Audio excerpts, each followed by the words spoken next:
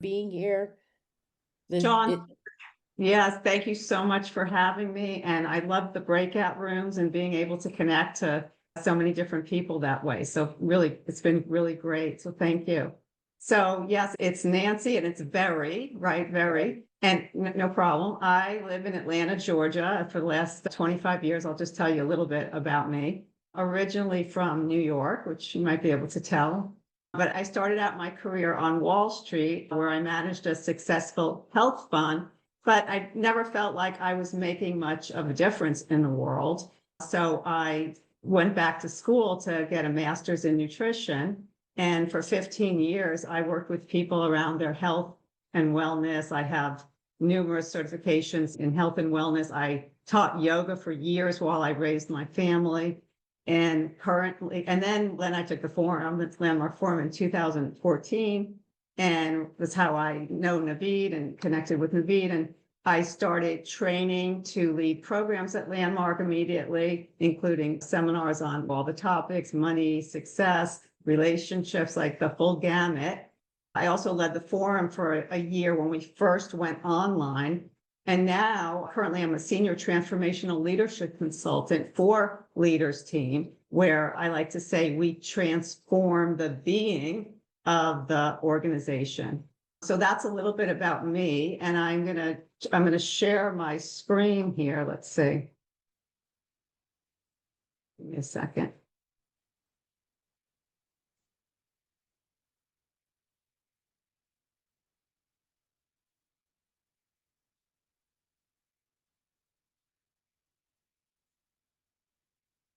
Just 1 second.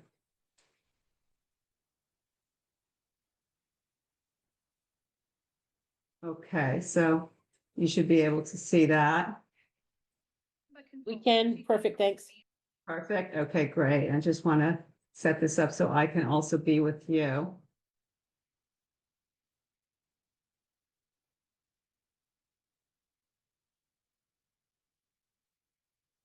Okay.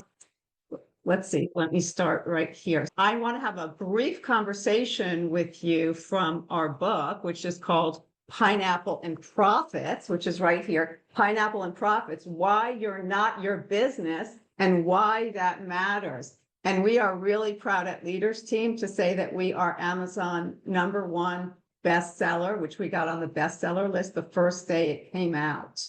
You can definitely buy it on Amazon and check it out. It's a really easy read, and I'm just going to have a conversation from the book with you.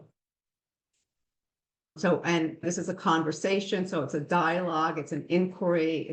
I may be asking you a couple of questions, which is going to be an opportunity for you to reflect and engage with me in this conversation. All right, so now here we go. So I want you to picture this. The sweet, tangy smell of ripe pineapples filling the buzz of the air, the bustling market, the energy of a Saturday in an organic market. And meet Alicia. Say hi to Alicia, everyone. She is the owner of the organic market. And Carlos comes in. Here's Carlos. He's the customer, and he comes in and he says, I'd like to buy some pineapples. So they exchange money for pineapples.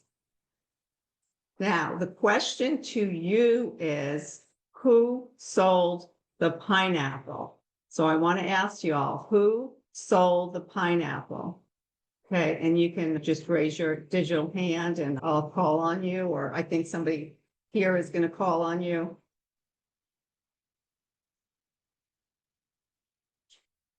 Should I call on them, Sean? I guess I will. Absolutely. Okay, Clarissa, please. I would say that the market, her company, sold him the pineapple. Okay, her company sold the pineapple. Okay. Who else? What are some other answers? Anyone else? Got here. Sorry. No, I don't see anybody else with their hand up. Okay. So who else sold the pineapple? Oh, Al has his hand up. Go ahead, Al. The feeling, the sensation, because you talk about the smell coming out. So it's So who's, from the Alicia part. So when you're talking So- about the most captures the attention, so eventually it sells to the audience. Ah. Yeah. got it, got it. So the pineapple basically sold itself because it was so fragrant and delicious. Okay, got it. So what, let me go to the next slide. So the business sold the pineapple, Clarissa. Yeah, the business sold the pineapple. But now how many of you would have said that Alicia sold the pineapple? And would say that Alicia sold the pineapple? Was that there? Raise your hand if you thought Alicia sold the pineapple. Yeah, for sure. But the business sold the pineapple. Now, why do we ask you that question? Because it does seem so obvious, right? That maybe Alicia sold the pineapple. But what we'd like for you to consider is that the business sold the pineapple. And that matters. And we want to talk about why does that matter? So what I want to point out to you is that there is this collapse that people have of their personal identity and the business. Yeah, and if you read the book, you'll see that the business does become personal. Alicia is there. She's working hard. She's the one that exchanged the money for the pineapple. She's the one who did the transaction. And for Alicia, even if she answered that question, who sold the pineapple? Like most small business owners, it would probably be, yeah, I sold the pineapple. She herself wouldn't even say the business sold the pineapple. She'd say, I sold the pineapple. So how many of you, it was like, yeah, Alicia sold the pineapple because you have your own business. And how many of you have your own business? Let's go like this. If you have your own business, yeah. Awesome. Yeah. And it's, yeah, I did whatever I did in my own business. And there's a lot of I, and there's a lot of my and me in your speaking, especially, right? That's where it shows up in your speaking. A lot of I, me, mine, all of that. It's my business. And so your identity right here is just super tied to your business. How many of you can see that? How many of you can see that your identity is tied to your business? Yes. Yeah. So what does that sound like? What does that sound like? It sounds like it's my business. It's my sale. It's my money. And that gives you a certain perspective. It's in how we speak. Here's what a simple example on the slide looks like, right? If I would say things personally like, I made 10,000 this month, rather than the business generated 10,000 this month. So you could see yourself in that. And now when you catch yourself speaking as if you are the business, I am the business, when you're using the pronouns of I and me and mine, we like to call pineapple. That's what we call it. It's the pineapple concept. And we call pineapple on ourselves. And we have a lot of fun with this in our 3-day program where people can really start to hear themselves in a way that they couldn't hear before. Now, there's nothing wrong with collapsing your identity with your business and speaking like that. That's really just a really common way to speak. It just does not give you the results that you're committed to, because your decisions become personal and not necessarily what's good for the business. So if you look back at the pineapple, really it's the business of the pineapple, not Alicia that sold the pineapple, but we're just very casual in our speaking. Yes. So, even from now on, you can start to practice catching yourself speaking in a way where it's personal, and you can call pineapple on yourself. Right now, when I first start this conversation with leaders team, I am so certain that it does not apply to me. I was clear on the distinction between my identity and my business. I was clear. I led seminars, I led the money seminar, I have an MBA. That's not me, right? So I had a silk pillowcase company. And after this conversation we're having now, I began to see that I do indeed collapse my business with my identity. And it's just a total blind spot. So here's what I distinguished for myself. Like, where did this originate? Here I am, I'm 12 years old. I have this big, huge piggy bank, but it's not a pig. It's shaped like a big old shoe, like Mother Goose story, the old woman in the shoe. So I have this big bank and I have $200 worth of quarters in there in my closet. And I had saved them for a couple of years at least. One day we come home from a family vacation and my bank is gone. Somebody has come in and stolen my shoe bag. Now we find out later it's a neighborhood kid, but I never get my money back. Now, and so for me, there's this limiting conversation that's there in the background, which was like, everything I have can be taken away from me. There's a fear that I'm going to lose what I worked so hard for, that if I make money, it'll be taken away. And I didn't leave it there at 12 years old. It follows me right into my business. I wouldn't spend money to make money. I wouldn't spend to grow. I never scaled my business. I never hired people that the business needed.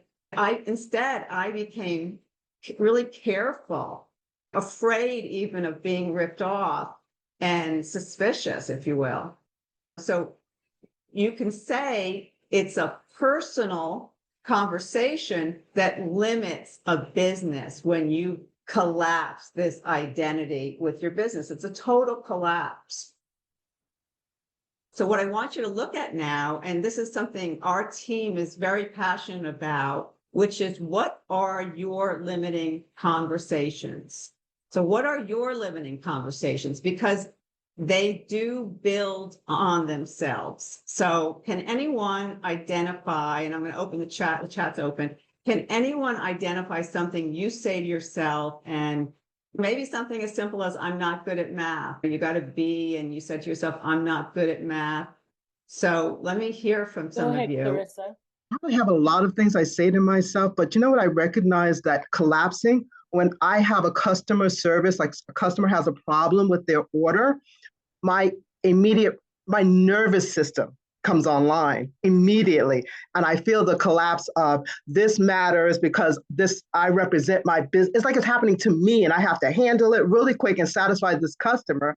And then what I'm getting is that it's like, it's not the voice of the business, not professional. And I notice that I can unintentionally create the thing that I don't want, which is that my customer might hear my own nervousness in my response if I approach it in that way.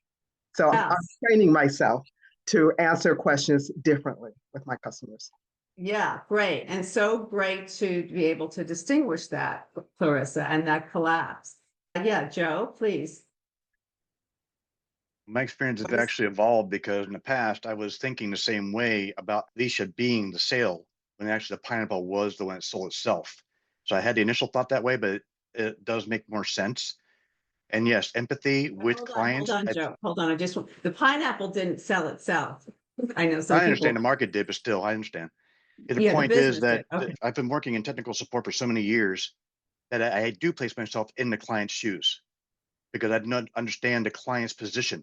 What's the frustration? I can do the fixing, but I gotta know also their emotional state to be able to calm that down and not get excited. Now, if they get riled, escalations for that reason. Beyond that, I do hear the frustration to diffuse it. Yeah. Okay. Awesome. So what's going to make the biggest difference, Joe, and I got that you really got somewhere with that conversation, what's going to really make the biggest difference is to look newly right now, like in the moment, and see, what are some of the things that I say to myself or say to others? What are some of the limiting conversations that I may not realize actually limits my decision-making ability and my potential for profitability, et cetera, that are just there undistinguished, right? So that's just a great place to go. And by the way, you don't even have to be a business owner to be in this conversation. The collapse applies to any role in the organization too. See, as an employee, we're responsible, obviously, for a specific role in the organization. And if we bring our limiting story, which we have to that role, we're limiting both the organization itself and our own potential. Like, for instance, if you have a conversation that I'm not enough, that's definitely going to show up for you in your role as an employee. So let me just look at the chat, see if anybody put anything in there. Yeah, I used to say, I suck at marketing, right? So my limiting conversation, if it hasn't happened already, what makes me so sure it will happen? Yeah, great. Great to start to get onto yourself. Okay, so maybe do any of these sound familiar? I don't have time. I'm not good with money, or it's just me. I can't grow. That was one of mine. Or if I take a break, everything falls apart. So just look to see which ones maybe resonate with you, and consider that these are the kind of conversations that keep your business small, undistinguished. So everyone, I would like for you to take a moment and just to reflect on what you say to yourself about wealth, success, and business, and perhaps write it down. And I'm just going to throw some out here. I'm not even going to read them, that people, with what we've heard when we've led the Pineapple and Profits course before. Nobody can do it as well as me. Some of you will resonate with that one, I'm sure. I'm not good enough. I just can't get ahead.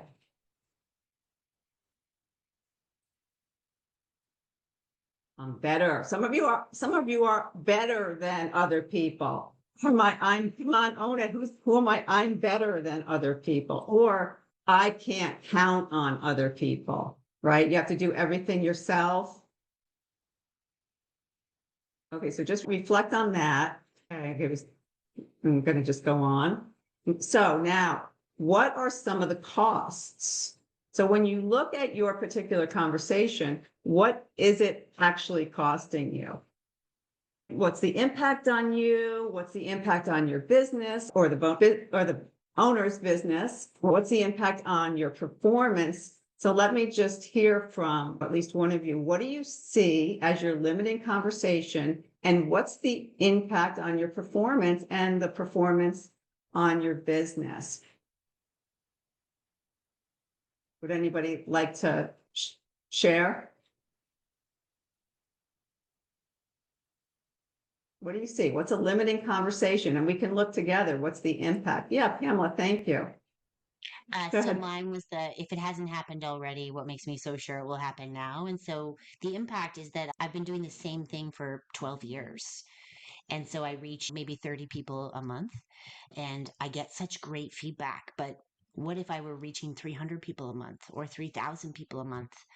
And so that's the impact, is that people's lives aren't being transformed as a result of the service that I offer. Yes, from that limiting conversation. Oh, yeah, that's really good to get. Thank you for that. Amelia? Can you unmute yourself? Go ahead. There. Part of it is, oh, gee, I'm on a call with a bunch of professionals around the world, and I definitely don't belong here. No. Whatever it is, I'm here sharing network marketing with companies that people may or may not have heard of. Been in hospitality all my life, and really just trying to create something for myself. Yeah. But so I'm not the one. You've got all the answers. You're really the strong leader, right? I'm the follower, all of those internal already, always, and just giving it up moment by moment. That's really what I'm getting right now, this minute. So I sincerely appreciate this conversation. Yeah. And so, Amelia, do you have a business, or is it time? Is it really time? Okay, let me keep going then. Wow, that was fast and fun. Okay, hold on 1 second. All right. So here's the cost. Let me go. There's a cost, right? There's a cost of these blurred lines. Let me share why this matters when you blur the lines. Here's just some of the things that we see. You struggle to define your role. Real quick, we were just in a company, Naveed and I, in Alabama, where there were 2 owners. And six other people bought one of the owners out. They were completely didn't know which hat they were wearing. Are they wearing the manager, their owner, the shareholder, the employee? So roles it's hard to define. You don't know which hat you're wearing. Yeah, so I'm just going to put these up here as a matter of time, but we definitely overwork and underpay ourselves. You work in the business and not on it. You miss the chance to build a business that's an asset, not just a job. And you make emotional decisions, not strategic decisions. Can't delegate. Who are my non-delegators? You know who you are, right? There's a conversation there. You burn out trying to do everything. You never truly switch off, and then hello, exhaustion. Okay, so but the good news is that you can start to separate it, and that's what we do in our 3-day workshop that we have. I'll give you information about that at the end. But we started with a big question: who sold the pineapple? But you can start to get the benefits now of uncollapsing your business from you. You can start to get the benefits. So one way to get access to the separation starts first with just identifying the collapse through the questions you ask. So we want to start to shift those questions and start to ask questions like, what does the business need in the long run versus having it be about me? Or what strategic investments could the business be making? Things like that. What talent does the business need? You bring the focus and the context to the business, and you begin to separate from the business in your speaking, and have your speaking become intentional, and really have your results, your bottom line, completely skyrocket. And here's what calling pineapple on yourself would look like, right? Instead of I need a new marketing strategy, the business needs a new marketing strategy. Or instead of I'm investing in a new hire, the business is investing in a new hire. I had a challenging month, the business had a challenging month. So you begin to uncollapse. I think you got that. And you truly ask different questions. What does the business need? All of that. What are the business's untapped possibilities? And then what is going to naturally happen is you start to model healthy behaviors. You start to take vacations. You start to delegate. And you treat your business as an asset, not an extension of your self-worth. And profits increase. You focus on building assets. Yeah, so you are not your business. You are its founder. You are its visionary. You are its code breaker. But you are not your business. So if this conversation resonates with you, we have a QR code here for a women's leadership and finance experience. It's actually open for everyone, though. We find that women hold themselves back more in this financial conversations than men do. So we want to give women and everyone a safe space for that. It's in Atlanta. It's in person. It's October 6th through 8th. And yeah, it's just not it's really just not a traditional 3-day workshop. So let me also put the link in the chat for that, and you can sign up, or we'd love to see you. And then this is, if you would like to connect with me, let's connect. I do executive coaching. Naveed and I travel the country, soon the world, working with business organizations, anything, custom designing programs for whatever the organization's needs are. And I'm also an executive coach and could coach you around this or anything related to business, quite honestly. So thank you. We stop sharing. So thank you, everyone. It's great to be with you. Thank you I'll be so around much, later Nancy. if there's any questions. Yeah, thank you, Shauna. Yeah, absolutely. Does anybody have any questions?